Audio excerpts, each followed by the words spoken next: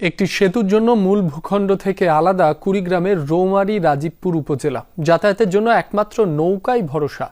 দীর্ঘদিনের আন্দোলন দাবির পর ব্রহ্মপুত্র নদের ওপর সেতু নির্মাণের উদ্যোগ নেওয়া হলেও তা থমকে আছে।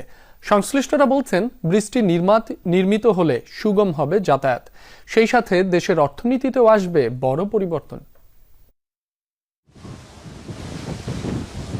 ব্রহ্মপুত্র নদবেষ্টিত কুড়িগ্রামের রৌমারী রাজীবপুর উপজেলা। জেলা শহর থেকে দূরত্ব খুব বেশি না হলেও মূল ভূখণ্ড থেকে আলাদাই জনপদে যাতায়াতের একমাত্র ভরসা নৌকা।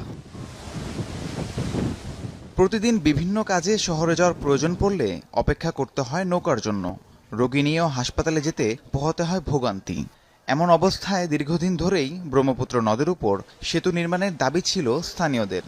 অসুস্থ রোগীরা খুব তাড়াতাড়ি আসতে পারবে, আমাদের জন্য সুবিধা হবে আসার। আমরা যারা পড়ালেখা করি, স্টুডেন্ট আছি, আমরা তাড়াতাড়ি বাসায় পৌঁছাতে পারি না। আমাদের বাসায় কোনো ঝামেলা হলে দেখা যায় আমাদের নৌকার জন্য অপেক্ষা করতে হয়। কোর্ট কাছারিতে মামলা মোকদ্দমা আছে, তারা সঠিক সময় পৌঁছতে পারে না। ব্রহ্মপুত্র যে সেতু যদি বানানো হয় তাহলে সেক্ষেত্রে আমাদের হরিপুর ব্রিজটা কাজে লাগবে। যেমন সিলেট, খুলনা, বরিশাল, ময়মনসিংহে যাত্রী যাতায়াত করতে পারবে, আমাদের যানবাহনও যাতায়াত করতে পারবে।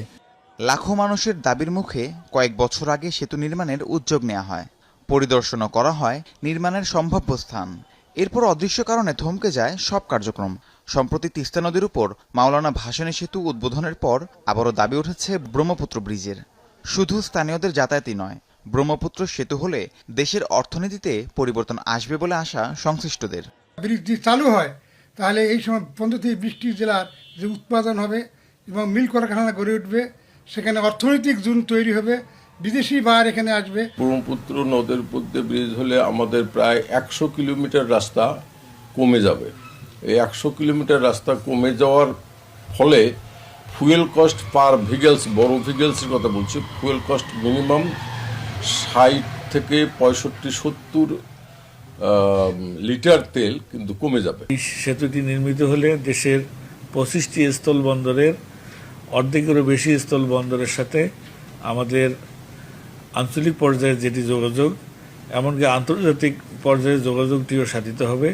এই সেতু হলে কুড়িগ্রাম থেকে সহজেই যাতায়াত করা যাবে ঢাকা, রাজশাহী, সিলেট এবং চট্টগ্রাম বিভাগের প্রায় 20 জেলায়।